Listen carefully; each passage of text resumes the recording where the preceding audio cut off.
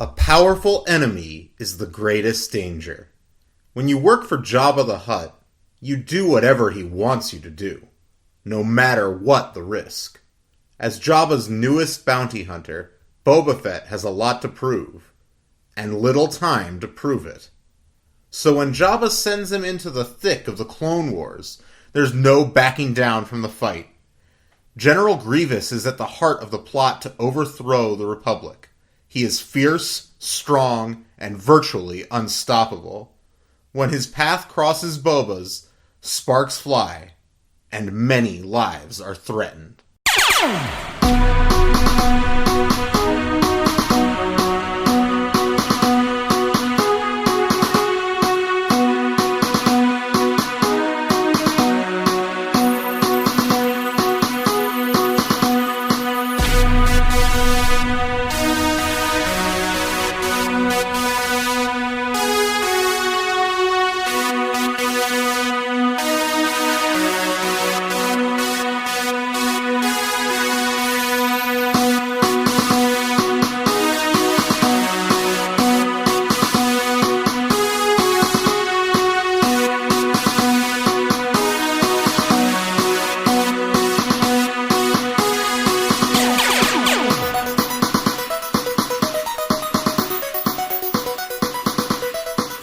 Welcome back to Padawan Library. I'm Levi Paratic. With me, as always, is Tim May. Hey! And this, of course, is the Star Wars Junior Novel Podcast. This week we are reviewing Boba Fett number 5. This is this would be the penultimate book before this. Penultimate, yeah. Yeah, before the end of the series. This is book 5, The New Threat.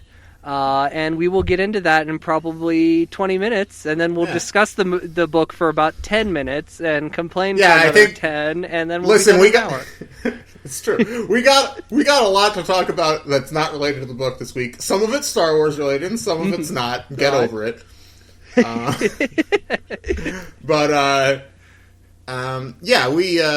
So we'll see. Again, books light on content, but we'll talk in a little while. A reoccurring theme in these books, this whole book series. Tell me about it. Light on content, heavy on page count. Okay. Anyway, we'll talk. All right. So a couple things. Let's start with Star Wars. Yeah, we should do that. Let's start with this big Star Wars news the last week, which the way this was announced was interesting. It was like. Not interesting because it was, it was not announced, but you know what I mean. Mm-hmm. It was reported that Timothy Olyphant of Deadwood and Justified fame was going to be in Mandalorian Season 2 in some role.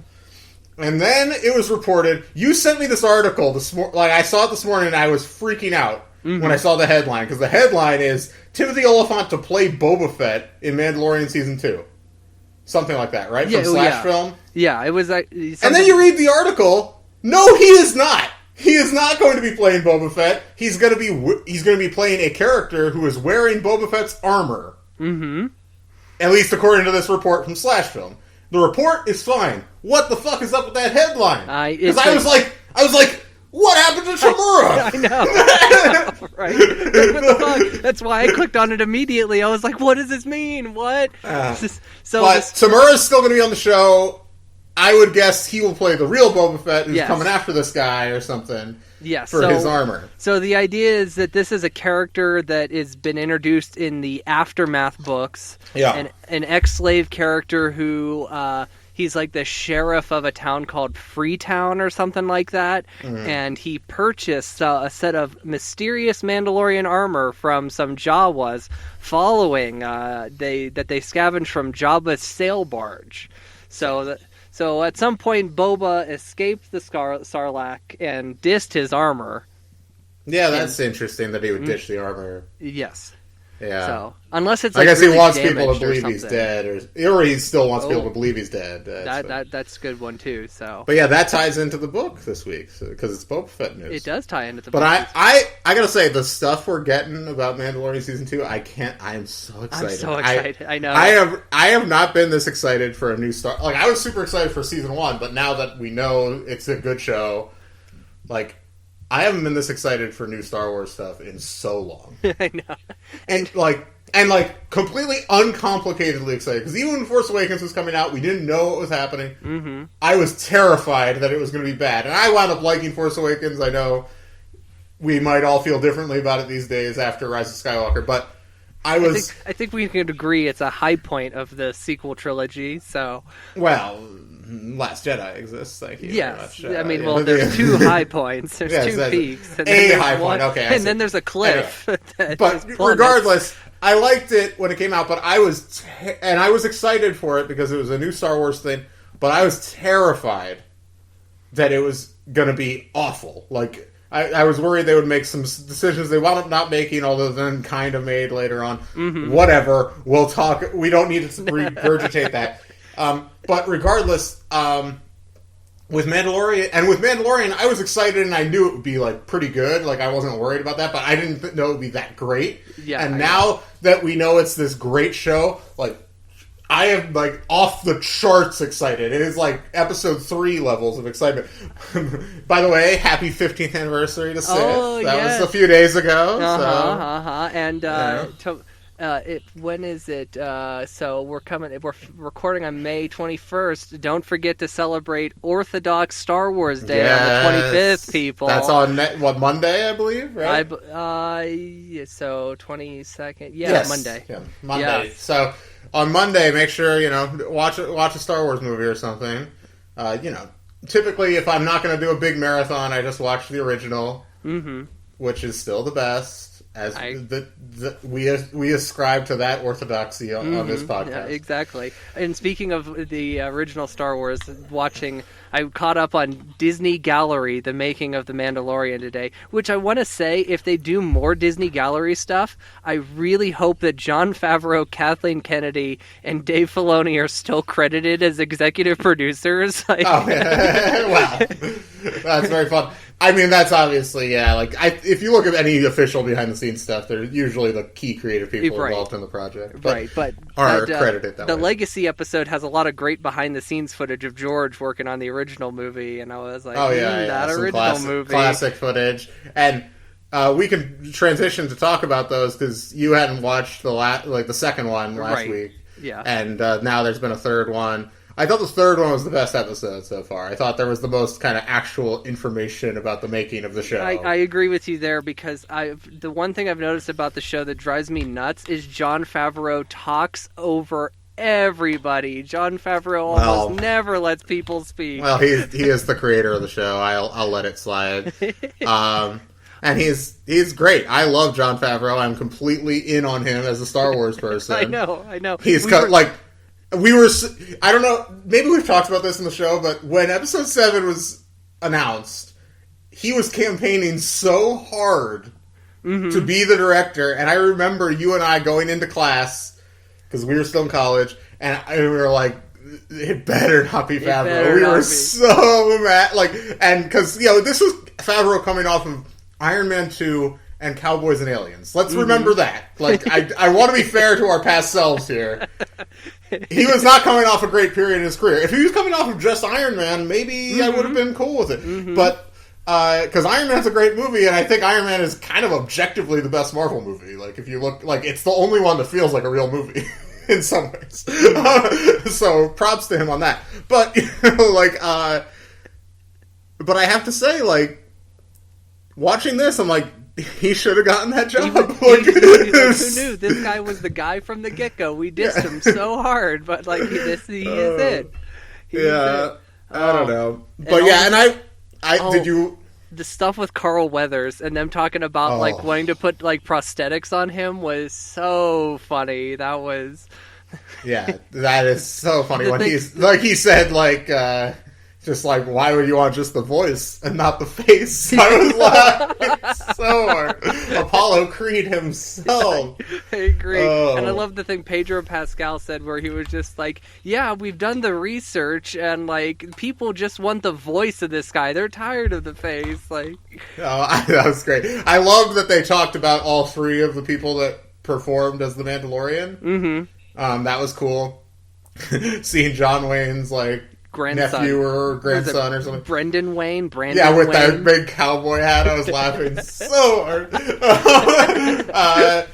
But yeah, no, like I thought the third episode, I was like, they finally got into like the actual making of the show, right? It in a felt more like serious way. Because the second episode was, I liked the second episode; it was fun, but it was just like people talking about why they like Star Wars, which you know, as much as this is the show we're doing, like. At a certain point, you're like, okay, yeah, everybody likes Star Wars. We've Let's move on. We've heard every story about watching Star Wars. Everybody's first story. We've all heard it. We don't care. I mean, I care, but like, this is supposed to be a making of thing, and that should have been the first episode if you're going to do it that way. I feel like. But anyway, the Filoni Qui-Gon bit notwithstanding, which was incredible. He's talking for like 8 minutes straight about that. I know. It's like this, and all he's doing is preaching, and I'm like, oh, this guy heard this. George told him this exact thing once, and he's just like, I'm going to regurgitate it, and everybody at this table is going to be in awe of me. And everybody was. It was like, wow, this dude is a true king. That's all they thought. Did you see that meme Lando posted? Friend of the show, Sam Lando McCauley. Yes. It was like that SpongeBob meme where SpongeBob was like that superhero that could move really fast, and he was just like, it was like Dave Filoni. It's like, want to see me make the greatest season of Star Wars television ever? Oh yeah, I saw. And then it's like, want to see me do it again? And there was a poster of Clone Wars. Oh, well, Filoni's on fire right now. Yeah, I need to watch Clone Wars. I know, everybody. Sorry, listen, it's too busy. Tomorrow I'm going to be watching Master and Commander: Far Side of the World. Okay. Masterpiece. Have you seen that? That's not Zemeckis. That's Peter Weir. Oh, okay. No, I haven't. Zemeckis, I'm not going to be starting Zemeckis for a couple months still. It's still a while. But, Master and Commander, masterpiece. Russell Crowe's best performance, in my view. Speaking of filmmakers, have you seen that TCM is doing their first podcast? Oh no! What's that? It's called The Plot Thickens. I'm Still Peter Bogdanovich. Oh boy! And it's hosted. It's a multi-part series hosted by Mankiewicz, in which he interviews Peter, and he goes in depths of the highs and the lows of his entire life. Apparently. Wow! Well, Bogdanovich, fascinating guy. Undeniably. And a great filmmaker, especially in his early years. Wow, he talks a lot though. Like, I'm not sure how much I can learn from a Bogdanovich podcast. That guy, he's always available for an interview. I bet we could get him on this show if we wanted to. Well, speaking of Bogdanovich, we could get into Sopranos now, because in one of his last appearances, where he's having an appointment with Melfi, he keeps drinking out of this like giant water bottle with like a pop top and like a strap on it, and it's just hilarious. This water bottle he keeps drinking from it. Made me laugh every time. I love it. He's a wild presence. Well, yeah, because you just finished Sopranos last night, so we're going to spoil some of the last season of Sopranos. Just a heads up, you can skip ahead a little bit. Mm-hmm. So I want to talk. We talked a little right before we started recording, and you mentioned that there were a couple of episodes you didn't love. We actually talked. We talked about it already because I didn't want to come in hot. You specifically said you did not want to have another Once Upon a Time in Hollywood. That's how anxious you got when I said there's a couple episodes I didn't like. Yeah.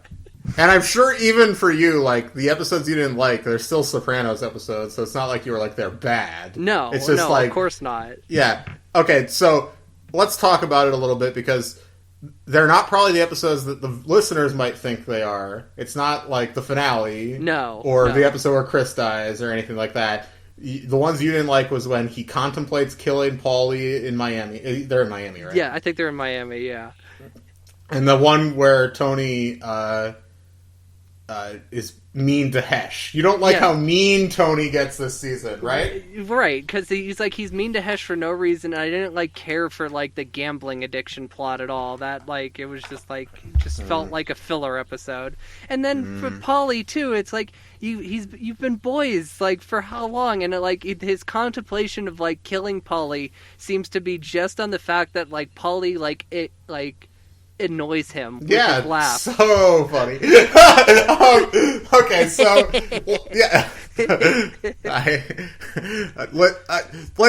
What's interesting is that this was you're actually like not out of step with a lot of feeling about this, because we didn't talk about this part, but at the time a lot of people were annoyed with this aspect of the show in its later years, where Chase seemed to be kind of scolding the audience for liking Tony too much. Is that kind of your feeling? I could see that. I mean, like, because it does seem like there's just these handful of episodes where it's like we just got to make Tony like a bad guy, like kind of thing. He is a bad guy, but this is what I think. Though I think that it's the kind of what he was trying to do with the last batch of episodes. Essentially, I think it's in the penultimate episode when Melfi drops him as a client, right? I think that is the thesis of the final season of The Sopranos, which is essentially that Tony has been using therapy not to become a better person, but to become a worse person. Essentially, he's finding out about himself and thus accepting the worst parts of himself and making himself more efficient in his badness. And I think in order to reach that apotheosis point, I think, and then I believe that's the end of that episode is when he saves AJ, or is that the episode before? That's the episode before. Okay, well, yeah. Regardless, that episode, incredible, by the way. Yeah, this no is a shots masterpiece. at that episode. Okay, great. And so, did you enjoy AJ listening to Bob Dylan in a fucking SUV? Oh, that was so funny. Anyway, sorry. And they're just like that. Oh, our parents always talked about how great he is, like, but it feels like he's speaking directly to me. Like, oh, so true. I felt AJ so hard. Anyway, so, but I do think that. Whatever the order is, I think that's the 9 episodes of the actual last season, because I don't really like the 21 episodes. Right. Those are 2 separate seasons. So the last batch of episodes, I think everything about that is trying to lead you to hate him as much as you can, and then there's things like him saving AJ, and then how the series ends, which.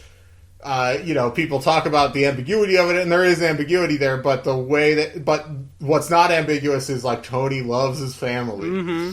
It's trying to then it's trying to be like, I'm gonna make you realize how terrible a person he is, and then trick you again into loving him. And I think that's why I think I love the last season. It's maybe not objectively the best season. I still think probably like season 1 and season 5 are probably like the 2 like perfect seasons. But I would say this last run of episodes has the most just transcendent moments. The fucking episode Walk Like a Man, where Chris comes home at the end like completely strung out, and it's the fucking Los Lobos song on the soundtrack. You know what I'm talking about? That is incredible. And then, like, the Blue Comet, which I believe is if it's not the second to last episode, it's the third to last episode. The one where Bobby dies? Yeah, that's the second to last, yeah. Yeah, that episode is incredible. Like, I joked that it's Matt Weiner's masterpiece, like, which is ridiculous, because he's the creator of Mad Men, if you didn't know. But like, that, the one episode of The Sopranos. But it is his best Sopranos episode, and that guy wrote a lot of good Sopranos episodes.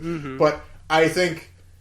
I see where you're coming from. I think that if you look at the arc of the season, it's a very intentional thing to try to be like, okay, well, let's remind you why he's a bad person, why he's a worse person now than he was at the beginning, even though he's ostensibly been trying to become a better person. And then kind of as soon as, I mean, if not as soon as, but kind of simultaneously with when Melfi gives up on him, it's like he kind of shows why maybe he is a better person. You know what I mean? Like, there is, like, I don't know. I love The Sopranos. I have, like, honestly very little negative ever to say about it. Like, I love even, like, the Columbus Day episode. I love, like, you know what I mean? I love everything about it. So, but yeah, no, I'm glad you Sorry to worry you. Phenomenal show. I'm sorry to worry you by saying there were episodes I didn't like. It's fine. It's fair. I love Polly. I just like, Oh yeah, Polly's the funniest. He's the only one who basically lives. Well, Tony too. I'm a full Tony as a live person, but that's we could talk about that, I guess. Syl getting shot broke my heart too. Syl, Jesus Christ. So let's talk about the ending, just because, I feel like people are listening and they're like, the only thing I know about this is the ending. Let's hear them talk about the ending. Right. And this was something that I, really worried about, because it's like I knew about the ending. Mel didn't know about the ending, but, I knew the general gist of the ending. I knew about the Don't Stop Believin'. I know about the guy in the members-only jacket. I know he's with his family. Cut to black and all that. Yeah, and then the cut to black. I know that. And, I was getting real worried, because it's just there's all this shit going down with Phil, and does Phil put out a hit on him, which Phil does do. Yeah, this is my thing about everybody whining about the ending, because first of all, I think it's the greatest ending period in the history of TV. I love it, but here's a couple things. One, every major storyline is wrapped up. There is not a major storyline left dangling at all.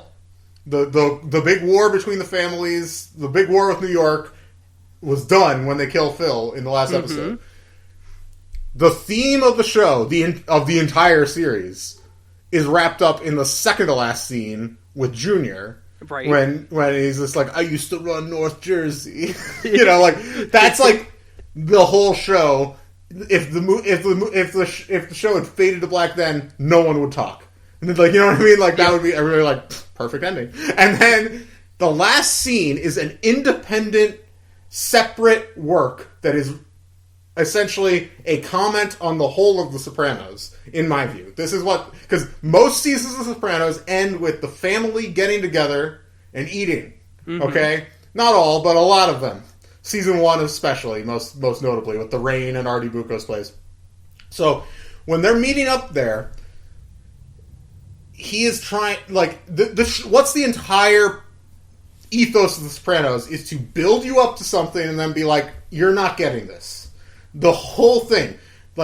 Every single thing is an anticlimax. We're all worried about Richie Aprile. What's Tony going to do to Richie Aprile? Then what happens? Janice shoots Richie Aprile right. 2 episodes before the finale. You know what I mean? So, I think, the whole show is about that, and where's my arc, the classic Christopher line. It's about how there are no neat arcs or endings in real life, and that so this scene is essentially cut to build to some sort of apotheosis. It is obviously meant to be a very stressful scene, because you're what's going to happen? What's going to happen? And then, there's this guy in the members-only jacket that we've never seen before. What's he going to do? It's he goes into the bathroom in The Godfather. Is he getting a gun? It's but basically so what happens? Tony is sitting there with Carmela, and you're is Meadow going to die because she's taking forever to park the car? And then, yeah, there's so much tension with her parking the car. And then, so they're talking. Tony says the indictments are coming down Monday. That essentially to me is saying that Tony's going to get indicted. Whether that means he'll go to jail, who knows? But but then she opens the door. He looks up. It cuts away. You're done. It's a brilliant piece of directing. David Chase, who only directed 2 episodes of the show, the pilot and the finale, is an incredible director. It's so weird he didn't direct any more episodes. But I just think it's essentially a separate thesis on the show. He wraps up all the storylines and stuff in the first part, in the most of that episode, and then the last 5 minutes is just about kind of what feeling do you want to be left with the show, which is warmth for the Soprano family and a general feeling of dissatisfaction, not with the show, but with life itself. Well, I'll give you something that you haven't touched on at this point. Yeah. AJ walks in. AJ goes, onion rings. Tony goes, the best onion rings in the city. and then a big bowl of onion rings come out. Tony's like, oh, already went ahead and ordered one. And then you watch Tony pick up that onion ring and eat it, and you're just like, he's going to be like, this is the best onion ring ever. And then he just kind of eats it and just shrugs it off. Like, yeah, well, that's Tony. Special. He's never satisfied with anything. He cannot be satisfied in a modern American life. The whole show is about the end of American exceptionalism. It's about the end of the American empire. Even though the first 3 seasons are all pre 9/11, it's the greatest work of post 9/11 art in all of American culture. It is about the people's. It's about like Tony is the ultimate Trump voter. He's like the ultimate like. Make America Great Again, whatever happened to Gary Cooper, like all that stuff. Like it's incredible. I could talk about listen. I could talk about the Sopranos for a long time. You should say some stuff, and then we should move on. But I'm sorry. We'll just end it with this. If you haven't watched Sopranos, I think it's still free from HBO. Still free for right now, and HBO Max is coming, and that. I got the pre-order price, which I think is like $11 a month or something for the first year. So you definitely not bad. You got it because of Justice League, the Snyder cut of Justice League, right? No, I did not. I don't care about that even a little bit. Sorry to some of our fans that I'm sure do. Whatever. I'm glad it happened. I'm always happy for directors to get their vision, even if they're directors I don't care about at all. Zack Snyder is the ultimate example of that. But yeah, whatever. I don't care about the Justice League Snyder cut. But no, I'm excited about HBO Max. They're going to have like eventually the whole Warner film library. That's insane. Mm-hmm. That's going to have TCM. Like everything's going to be on there. So yeah, that rules. I'm excited about that. Anyway, yep. Is there any? There was like maybe one of their not Star Wars, but Disney Plus related. I've been watching. Oh right. Listen, we don't have a lot to talk about with the book. We got to fill this out. I've been watching this show on Disney Plus that came out like a month ago or something called Prop Culture that is about there's a prop collector who goes around interviewing craftspeople and stuff that are involved in classic Disney live action movies for the most part. Not all live action, I guess, but mostly. I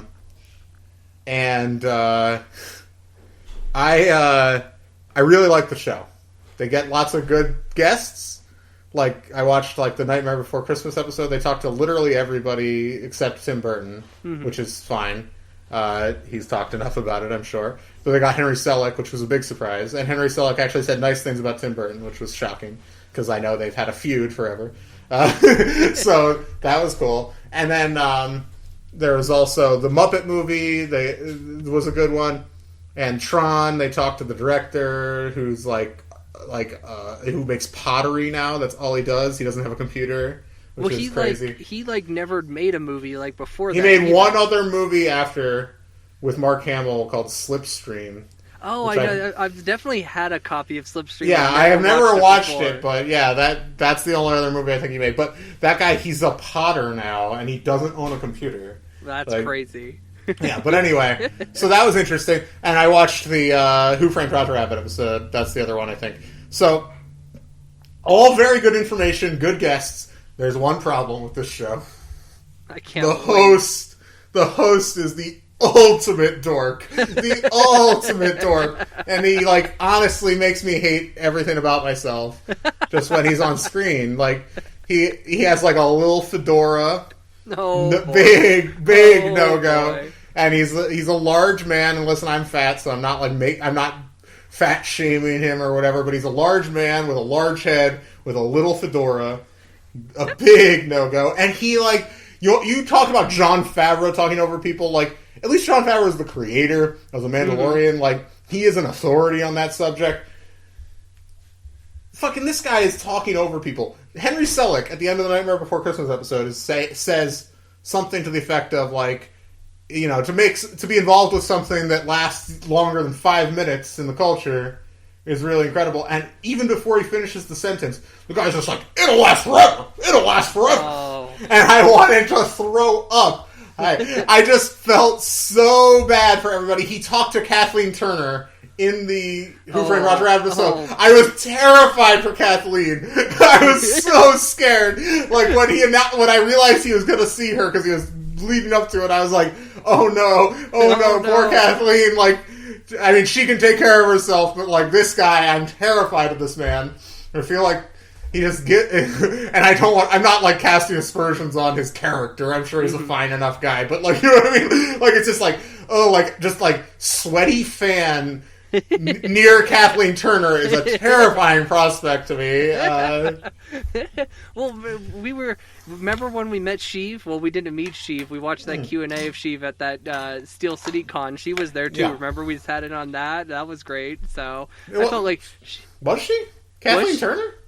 Okay, you must have not been to that one. You might have been a different one. Might have been a different one. I've sat in a panel with her before, and she's funny. Own. Oh, she can handle herself. I don't feel. I was just great. Like, this is going to be so awkward to watch. That's all it was. Like, and it was fine, really. Like, he was reasonable, but like, she definitely was trying to get a rise out of him, if you know what I mean. And like, he was like, actually reasonably okay at not looking too flustered or ridiculous. So good for him there. But he's so annoying. But the show, not bad. The Muppet Movie episode, I was a little disappointed. I'm not surprised, but they couldn't get Frank Oz. I know Frank is like a big no-go with Disney when it comes to Muppets in a lot of ways, and fair enough to Frank. They fucked up Muppets so hard. It's so I agree. I don't have high hopes for Muppets Now. Is that the new? Yeah, they just announced this. At least it looks like they're like it's gonna be trying to be funny. It's not like, but it's an unscripted show. It's unscripted? It's unscripted. Why do we need unscripted Muppets? Why do you keep pushing unscripted Muppets? That's stupid. Have you watched that like Office Muppets thing? No. So bad. Like it is. Oh my god. Listen. I love the Muppets so much, and it just bums me out. Anyway, but the show, Prop Culture, you should definitely at least watch the Roger Rabbit episode because you're a huge Roger Rabbit fan. I don't think we've ever mentioned that before, but yes. Yeah, like that's one of your favorite movies. So it's one of the few I used to collect things. I sold off almost all the collections. All I have is Star Wars and Roger Rabbit, and that's all that's left. And Roger Rabbit's a masterpiece. So it was a fun episode. They talked to both guys that designed the character, and they talked to a stunt guy, and they talked to a lot of cool people. Noah Zemeckis, he had.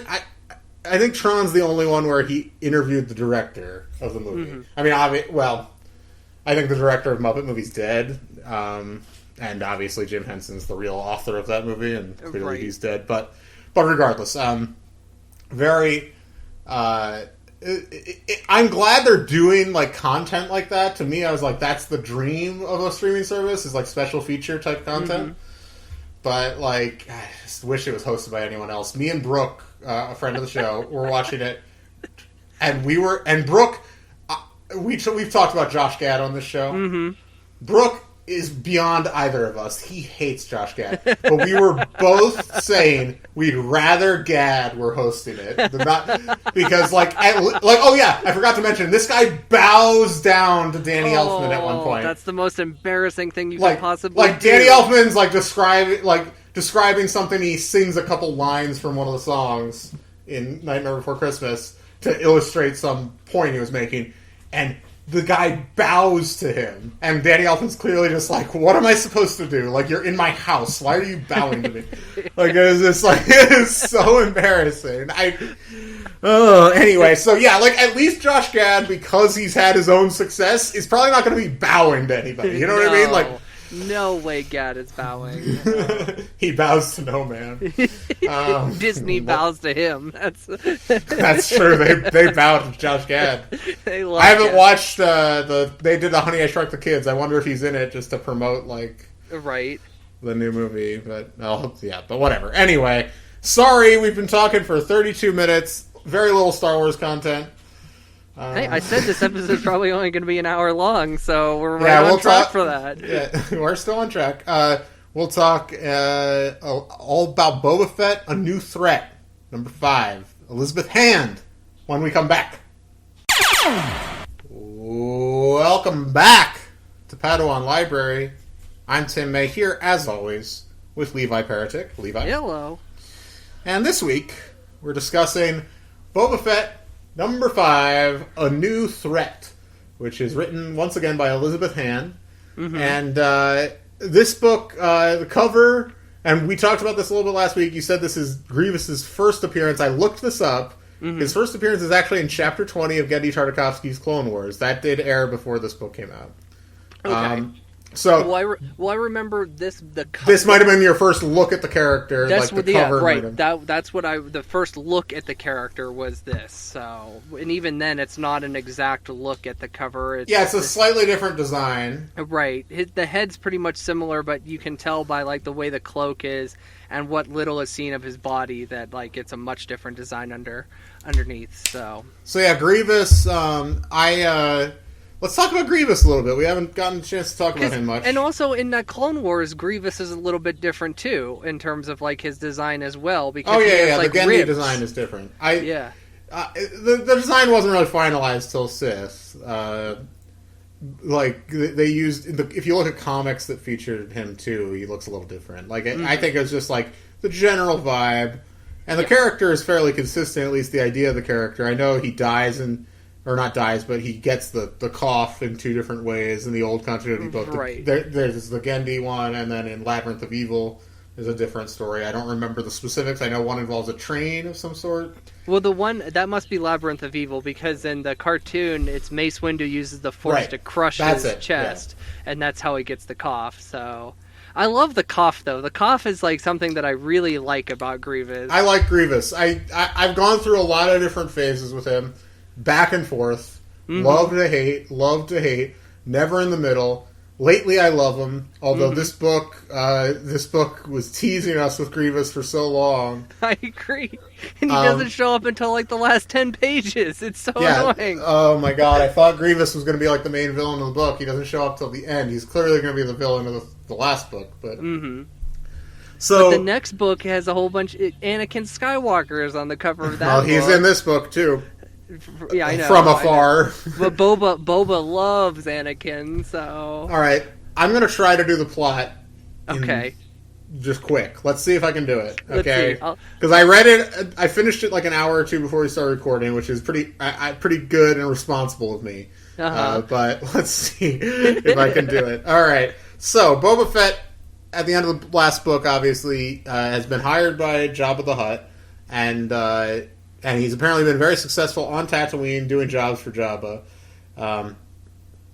So much so that Jabba's like, I'm going to send you off-world on a big, dangerous job. And the job is essentially he has to go to a planet with an X name. Zagobah. Which I want to point out, on the back cover of this book, there is a photo, like, it's hard to see because it's kind of faded, but it is a photo of Luke's X-Wing on Dagobah, so clearly Louisa Bova was just like, Zagobah, Dagobah, nobody knows the difference, so... That's very funny, so because I read it digitally, I wouldn't have caught that, but that's very fun. So yeah, he has to go there... Because your boy, what's his name? Wat Tambor. Wat Tambor, yes, God. Wat Tambor is supposedly there. Jabba wants him to kill Wat Tambor for the Republic. The Republic has asked Jabba, they're of course working together, apparently, because the Republic is so corrupt, they're asking, like, Jabba the Hutt. So anyway, Boba's like, cool, I'm excited about this. So he says goodbye to his friends from the last book, the father-daughter duo. Yeah, Igaba and Gabora. Yeah, and Igaba gives Boba adult armor. Because it's apparently been several years. That was what I... Did you take note of that? Yeah, it's been like at least 2 years. Yeah, I don't know if that's several, but it can't be much more than 2 years because it's only 3, especially at this time. He's definitely in puberty at this point too, because like he gets back from his last mission and he's only been gone for like a couple weeks, and they're just like, oh, you've gotten taller, and like Gabora has like a line chart in the kitchen as to their growth, and like, oh, Boba, you definitely have gotten taller. Crazy stuff. So yeah, and Gabora, remember, he's the pastry chef for Jabba. Yeah, Classic. And also what's confusing too is like this adult armor. I got the vibe like from what I read that it's like it's Jango Fett's armor but resized. Sure, which tailored, that's fine. But my thing is, he clearly had been wearing Jango Fett's armor. Like, that's what I thought. That's the impression I got. But here's the thing too: in the first book, he hides Jango Fett's armor because he can't carry it on Geonosis. He would have had to have gone back to Geonosis to get it. Yeah, and he never went back. Yeah, that's it is what it is. Anyway, so so he says goodbye to them. She also gives him what's it called, a shroud, something. It's like a hollow projector, hollow shroud. Yeah, and like she says, don't use it until you really need it because it only has 2 minutes of power, and it's something that you can use as a distraction in the future. That listen, Chekhov's hollow shroud comes into play. So, I know you guys are all worried about it. I was worried. We had like freaking 10 pages left and we hadn't seen it yet. It happens. Elizabeth Ann, master storyteller. So anyway, he leaves in Slave One and he heads to Zagaba. And he lands on Zagaba. And Zagaba, if you guys have ever seen the Hayao Miyazaki movie Nausicaa of the Valley of the Wind, there's all kinds of spores about. So it's a lot like that. Like contaminated, like weird, big, like purple spores. Something like that's how it's described. I imagined it as being like that planet that Ayla Sakura's on in Revenge of the Sith. Yeah, with all the fungi. Yeah, all the big mushrooms. That was Felucia, I believe. That's what I thought. I couldn't remember if it was Felucia. Utapau is where Obi-Wan is. Utapau is where my boy from Mad Max is, with the tall head. Yeah. He's the gyrocopter from Road Warrior, He is. He is. So anyway, and he's also in. He's like, in Lord of the Rings too. Lord of the Rings. Didn't he show up in Harry Potter too? I think he might. Yeah, he's like the one person. He's like the one person to be in all of those. Oh, I heard this amazing thing. Speaking of Mandalorian, Michael. Is it Michael Biehn? Or Michael Biehn? Yes, Michael Biehn, yeah. He's the only person to ever be killed by a Terminator, a Predator, and an alien. Oh, yeah, classic. Yeah, he's great. A true legend. Michael Biehn, hasn't had the career he deserved. From what I understand, I think there were some personal issues there.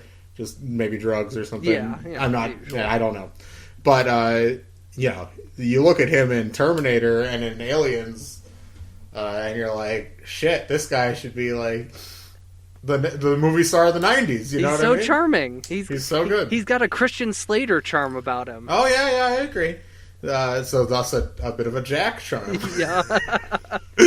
Yeah, anytime you compare someone to Christian Slater, you gotta go back to Jack. So anyway, what were we talking about? Oh, this book, Spore Planet, Zagaba. It's big Spore Planet. So yeah, if you guys have ever seen Nausicaa, it's kind of like that. Anyway, so then he immediately kind of encounters this native to the planet, who is it's another X name. He's a Zamster. A Zamster. That's the name of the native race. Right. Zamsters. His name is Zirin. Also with an X. Yeah, Zirin the Zamster from Zagaba. And Zamster made me think of hamster. It's of course. Exactly that's all, like hamster with an X. It's like when I see Zamster, I think it's like some stupid internet hamster content. Like that's immediately that's all I think of. It's a place to download music in the early 2000s. Yeah. Zamster. Oh, so real. So anyway. The Zamster himself, he kind of lays out the what's going on with this world. Is that the Separatists and the Republic have come in and split the people, the natives, typical kind of Clone Wars conflict here.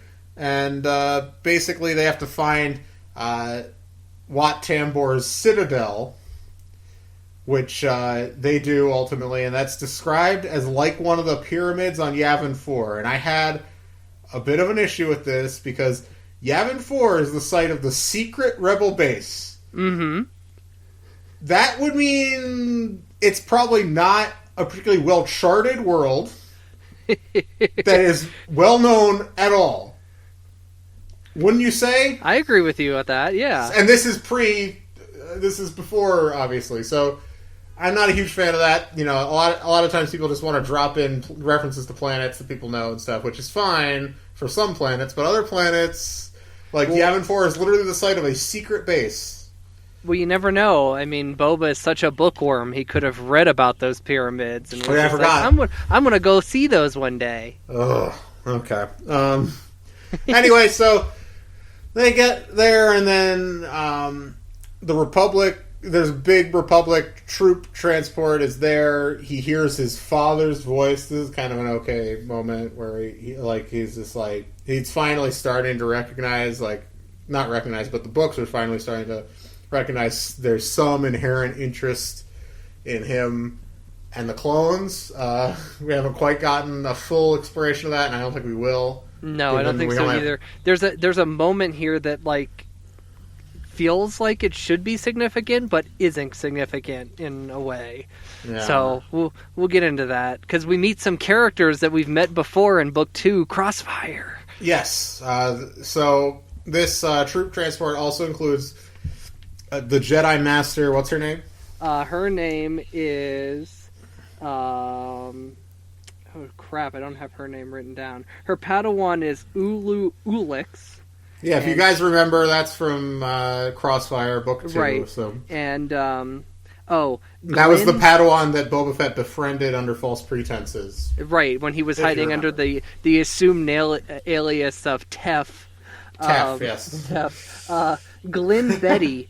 Glenn Betty is the Jedi Master. Yeah, Master Glenn Betty is there, and there's a big skirmish that Ula... Is it Ula? Ulo? Ulix. Ulix. Ulu. So Ulu gets into a big skirmish, kind of goes off half-cocked, and Boba Fett has to save his ass. He still has the helmet on, and he's older, so Ulu doesn't recognize him. But, Boba Fett saves him, so he's very grateful. He takes Ulu back to return him to his master. And Master... what's her name again? Glenn Betty? Something Glenn like Betty, that? Glenn Betty.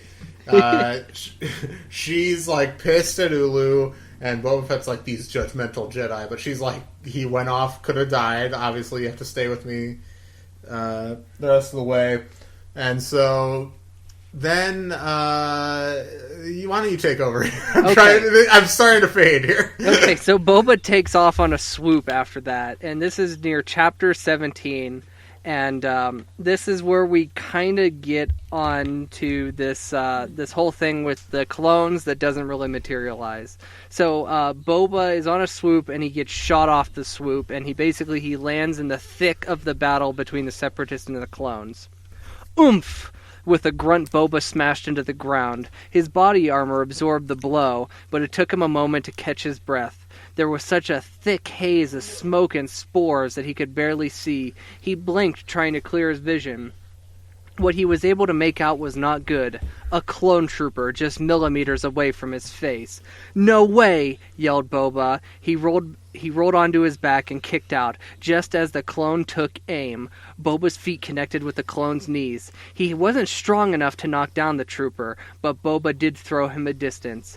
And it was all it took. Boba was on his feet again, blaster raised. The clone towered above him, his face invisible behind his helmet. But something in the way it stood, something in the way it held its blaster made Boba hesitate. Because, just for a flickering moment, it wasn't a clone trooper there. It was Jango Fett, Boba's father, in case you've forgotten. Something in the way he moves attracts Bob like no other clone guy. Something in the way he holds his blaster. Don't want to shoot you now.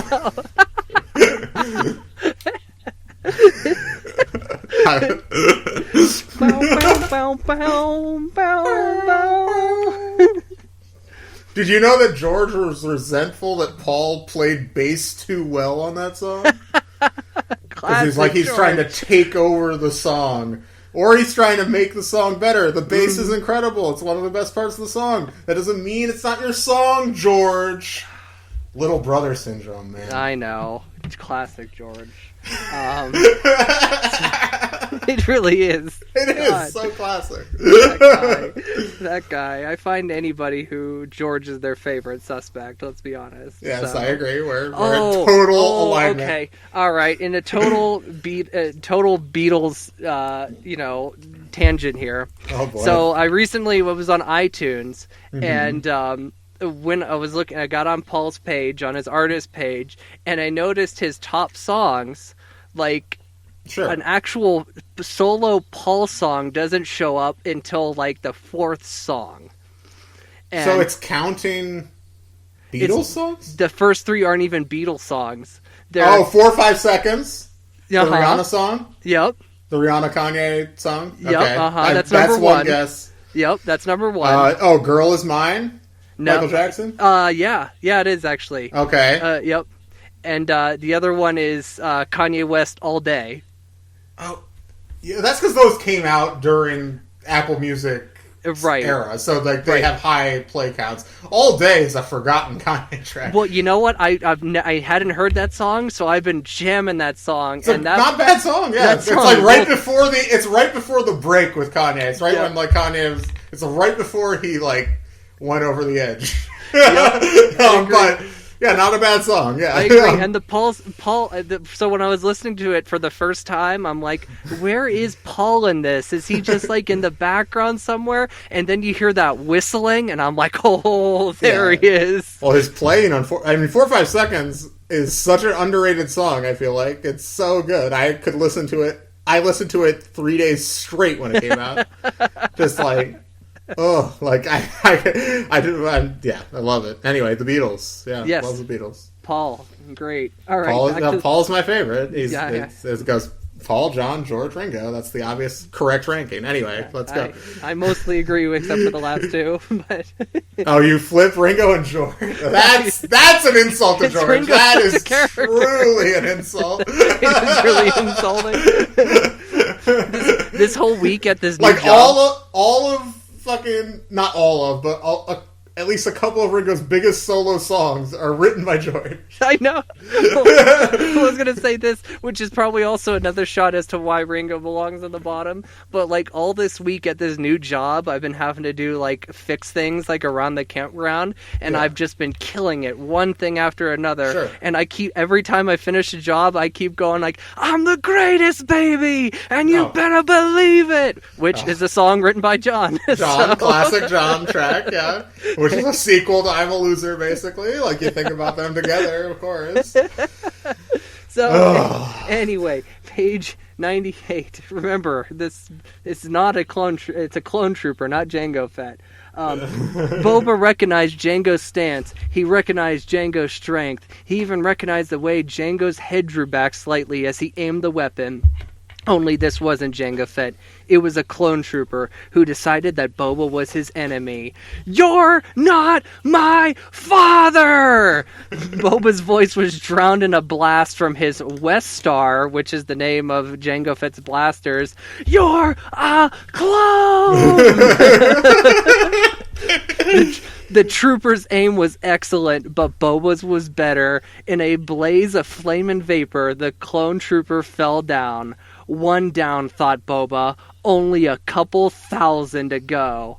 And then, Boba wanders off and gets into the Citadel. But, that line, one down, only a couple thousand to go, it's is Boba contemplating killing every clone trooper he sees now? Yeah, this is the problem with the characterization of Boba Fett through this whole series, is they want him to be cute, but they also know, he has to eventually feel like Boba Fett. Mm-hmm. But to me, I don't think of Boba Fett as all like ruthless killer. Really, I just think of him as very efficient and uncaring. That to me is that's the vibe when it comes to Boba. Right. Like, and like to me, like, I don't know. I'm curious how the series is going to wrap up because like he has these emotional connections to people like Ulu and like Igaba back on Tatooine, and like, are they going to like kill those people? Are they going to go hard? Like, do what they got to do? Yeah, because like, they're his friends. They're his friends now, and Jango would like never have friends. Yeah, like I don't know. I just think his characterization is weird, and I mean, I again, like I said, I'm not a huge fan of the Boba Fett of the prequels, of the prequel era. I kind of like some of the Clone Wars episodes with him, and I don't like others. Like, I'm kind of very mixed on any non-original trilogy Boba Fett material. I think that's one area the new canon could greatly improve on the old. So we'll see. Yes, we'll see. Mando season 2. Well, I'm pretty confident in that. Well, I feel like what makes a great bounty hunter is what makes a great America's Next Drag Superstar, like in RuPaul. You're obsessed. I am obsessed. Well, there's a current season on, and in the middle of it's fine. In the middle of this season, I've watched 2 older seasons during the run of this. But after we finish up here, I'm gonna watch the season finale of Masked Singer. So it's fine. There we go. But I mean. Next drag superstar, probably like a great bounty hunter, it takes uniqueness, nerve, charisma, and talent, and that is all things that this Boba Fett does not have. Yeah. Jeez. He needs to be like a Survivor winner. Outwit, outplay, outlast. I haven't watched Survivor in literally 20 years, so I watched the first season. I guess not 20 years quite, because that aired in the summer of 2000. Right. So, 20 years. It's the same thing. Same principle, yeah. Boba Fett would murder Survivor. He would kill it. I agree. But not this Boba Fett. This one would be voted... Because this is still like a 12-year-old boy we're dealing with here.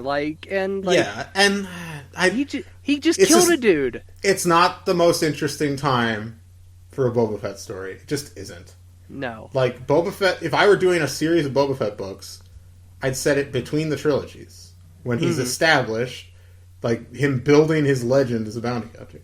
This is just him eventually becoming a viable bounty hunter. Seems like the story of this, and it's like, I'm just not that interested in that. Right. I want to... And also a problem I have with this book, too, is, like, Jabba has just sent him on, like, a suicide mission into the thick of the Clone Wars to capture Wat Tambor, separatist leader of the Techno Union. Yeah. Who's obviously going to be guarded, and we know Wat Tambor fucking shows up in Revenge of the Sith, so it's like, there's probably a very good chance that he is not going to succeed in his mission. To be fair, Wat Tambor, this book was published before Revenge of the Sith, so... I agree, but you can't And it's not like everybody was like, Wat Tambor is definitely going to show up in Sith. Like, I don't remember ever having that conversation. Speaking separatist, come on. Well, yeah, but like... There's no reason he had to be in Sith. You could easily replace him. Anyway, whatever. Where are we at? He's the only funny separatist, I'll argue, with this funny voice joke. That's why Wat Tambor is memorable to me. I agree. I'm not dissing Wat Tambor. I'm just saying, like, in 2003 or 4 or whenever this book came out, we didn't know whether he'd be in Revenge of the Sith. Let's see what year this book actually came out. So basically, Boba gets into the Citadel, 2004. Boba gets into the Citadel, and he encounters Wat Tambor, and they have a scuffle, and Boba loses Wat Tambor, and then finds General Grievous walks in the room. Okay, well, General Grievous was referenced once before by Zirin. By Zirin, he was just like, Grievous is the like new guy, and Boba's like, who's Grievous? I don't know. So, anyway, he encounters Grievous. Grievous is unimpressed. Grievous doesn't see Boba Fett right away, so Boba Fett throws the shroud thing, right? That Igaba gave him, and it makes him look like Dirge. I remembered his name somehow. After asking, I think 7 times last week what his name was. But anyway, so it makes him look like Dirge, so he runs away, and like Grievous is like, I thought you said it was a Mandalorian. So terrible Grievous. Sorry, Matthew Wood. Props. Anyway, so so yeah, he runs away, but then it glitches basically right before he's able to escape, and and they're like, oh, there he is, and they're like, oh, he's a little kid. Like, it's not some fearsome Mandalorian warrior. They capture him. And, oh no, what's going to happen next? That's how the book ends, right? Well, General Am I missing any big stuff? The only thing you're missing is General Grievous has his lightsabers out, and he's going to kill Boba Fett. And there's this mushroom that can cause paralysis. And right. Boba's just like, well, my only hope is to touch this mushroom. Appear dead, yeah. Yeah, so he does that, and like appears dead, and Jango's gonna kill him, and Wat Tambor is just like, he's Grievous. Dead. Yeah, I love that Wat Tambor cares that Grievous is gonna like mutilate this dead body. Yeah, he's like, we got more important things to do. Yeah, it's like, as you argue, he could just kill it, like mutilate the body, and you guys could move on. Right. Yeah, no, there's a whole thing where Wat Tambor is just like, the boy is dead, like, don't bother. He's dead, Wat Tambor repeated. Our troops await us outside. And also the Magna Guards also argue that he's dead. The young bounty hunter held his breath. From the corner of his eye, he could see figures faintly, see the fingers of faintly glowing fungus. They were so close he could almost feel them. Now, something cool and damp licked the patch of his exposed skin on his wrist. His hand and wrist grew numb. A freezing breath seemed to exhale into his lungs. General! Urged Wat Tambor. An icy numbness spread through Boba's body. He tried to breathe out and could not. He felt his heart pump feebly. His vision began to dim. His mission to capture Wat Tambor has failed. Hang on, let me just get to the General, please, said Wat Tambor. Look at him. He's dead. No one could have survived those blows. Wat Tambor came up and nudged at Boba's senseless form. The bounty hunter's body moved but did not respond. Grievous swept past the Techno-Union foreman. In turn, disengaging his lightsabers, he kicked Boba. Dead, echoed one of the droid bodyguards. Dead, the other repeated. Leave him, said Wat Tambor. There will be plenty of time to dispose of the body. Wat Tambor, Pontius Pilate himself over here.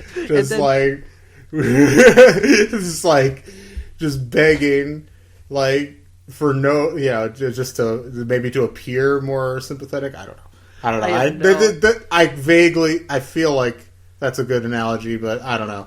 It's just like we can't kill Boba Fett, so how do we get him out of this? We'll just use Wat Tambor as a pawn, as like this caring. Right. Yeah. So anyway, and then Grievous is just like, he's not a Jedi. I'm not going to waste my time. Even though after having 4 people tell him, like, don't do it. Like, so weird. Anyway, so he's not captured, is he? I can't remember. He's just left. They just leave him. Yeah, so like, but he's like helpless because he could die from the poison. Right. So We'll see. I bet Zirin will help him. Oh, and then we should mention, not that he plays any part in this. Oh, he sees Anakin. Oh, well, he sees Anakin for a second. Anakin's flying a ship. He remembers him from Geonosis. He's like, I like that guy. He's cool. Yep. I hate the Jedi, but that one's cool. And Nuri, the changeling character who was in Book 2, also shows up. No, Book 3. The one who stole his fortune shows up in this. He apparently helped Wat Tambor escape a Republic prison. But that's it. That's the book. All right. So, we kind of talked a lot about it, actually, more than I was expecting. We're a half hour in. Other than our Beatles digression, make it 25 minutes in. Anyway, so I have all the same problems I've had with this series. I thought this book was very bloated, and just like a lot of kind of boring action scenes, lots of beastie bullshit. Not beasties specifically, but spores and all that stuff. and I just found it pretty boring, frankly. It does not feel like a penultimate book. I don't know if the series got canceled or if it was intended to end with 6. I would imagine it was canceled because 6 is not. I think usually that's like the first order given for like a series, but I don't know. I don't want to be too hard on it. I liked it okay. I had a fine time reading it. I guess I would give it 4.5 midichlorians out of 10. And let's flavor it with Nausicaa herself, one of the great heroes in all of science fiction or fantasy. Everybody should see that movie or read that comic book. Great stuff. Well, I'll say, Tim, there's some fungus among us, and I'm going to give this book 3 midichlorians. And I'm going to flavor it Zamster flavor. So Zamster. It's so... Oh, this book does not deliver on Grievous.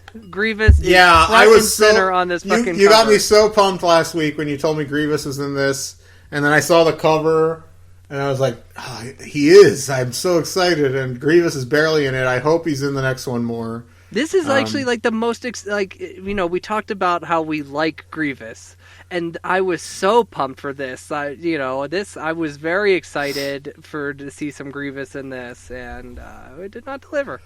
So. Yeah, it is what it is. But you, so the next book, the last book, will be next week. Boba Fett number 6. Yeah, just Pursuit. That doesn't sound like a final title. I wonder if it ends on a cliffhanger. I hope not. I don't know, but this cover is interesting. We have Anakin on the cover. We got Boba in his right armor, and then we have a CG-looking Ventress on the cover too. So okay. Well, we will read that for next week. That'll be next week, and then after that, we're back to Jude. Secrets of the Jedi. What's up? Oh, I'm reading the back of this book, and this book is already promising huge things. And it says, one of the lines is, after surviving a deadly battle with the fearsome General Grievous, I would not call it a deadly battle at all. I'll have to really give it my all next week on the read for that. You definitely will, because this goes into, this book here was retconned easily by a Clone Wars episode. That's all I'll say. So. Yeah, Clone Wars retconned most of the Clone Wars multimedia project. It is what it is. But anyway, so yeah, next week we're reading that, Pursuit, and then the following week we'll be back to Jude with Secrets of the Jedi, the hardcover. Mm-hmm. And then still a little up in the air, but I think we're doing Jedi Prince 4 after that. I talked to my brother. He seems down, so we're going to probably do that. So that's the next 3 weeks, and then we'll figure... We're not doing a wrap-up episode for Boba Fett. It's not interesting enough. No. So we can't... We cannot fill a full episode with our final thoughts. Yeah. Maybe we can talk about it in the opening for the following episode. I don't know. Even that's that'd be a short opening segment for us. Mm-hmm. Anyway, so that's the next 3 weeks are locked up, and then it's still a bit up in the air. I know there's been some talk about maybe doing some new canon stuff, maybe some Galaxy of Fear. We'll figure it out. Definitely Last of the Jedi is coming. If you guys are waiting for that, that's gonna be the next big project, I think. Don't you think? I think so. So if we're to do Galaxy of Fear, because there's is there 13 books or 12 books? There's 12. So I want to try to fit 4 in before October. Right. So that's and then do one more month of them to wrap it up. So. Maybe we might have maybe it'll be like Secrets of the Jedi, Jedi Prince 4, then do a Galaxy of Fear, do Galaxy of Fear 5, and then maybe start Last of the Jedi, and on the off weeks for Last of the Jedi, do the next 3 Galaxies of Fear. Does that sound fair? Yeah, we'll do some math. This is just spitballing, guys. This is not an official thing, and we can do this off air. Yes. So, so anyway, go check us out on Facebook, Instagram, and Twitter at Padawan Library. Email us, padawanlibrary@gmail.com. Maybe sometime this summer, I'm going to throw this out there. Sometime this summer, I would love to do mailbag episode. Yeah. That'd be fun. Yeah, let's do that. Let's send call us for some that. stuff. Like, we obviously need stuff in order to do that. So we don't ask you to email us that often. But if you email us, we will answer your question within reason on the show. So, and then, check out our t-shirt at TeePublic. Me and Levi can each make $1 for every shirt you buy. Every shirt sold. The $18 to $23 you're spending will give us $1 in our pocket. And if we can sell 10 t-shirts, we can pay for this show for a month. Yeah, so heads up. By the way, you sent me payment for next month. Yeah. Your half of the thing, and I had still had like 20 from the last 2 months in my PayPal account, like just in my regular PayPal account. Mm-hmm. And so I went and bought 4 behind-the-scenes Planet of the Apes books. So just a heads up to our listeners, if you're an ape head, if you're a fan of the apes, I got a big project brewing, a new podcast. It's brewing. So we're looking at summer. And I'm starting my research, so not you won't be involved. I know. Although you're welcome to be a guest on an episode or something. I'll gladly be a guest. But so it's coming. It'll be from me and one frequent guest and one-time guest of this show. So my brother and Brooke. There you go. There we go. So that is coming later this summer. Probably not till like July or August, but that is going to be a thing. And maybe we'll drop a free episode on this feed or something just to get people to subscribe. We'll figure it out. I'll talk to Levi about that off air. I'm sorry. Anyway. All right. Yeah. I need to wrap this up until the books are due back. The library is closed. I always forget I'm the one who has to wrap that. I have to initiate the ending. Padawan Library is hosted and produced by Tim May and Levi Paratic. It is edited by Tim May. Our theme song is by The Astral Project. Our artwork is by Freddie Funbuns. Copyright 2020, Tim May and Levi Paratic. All rights reserved.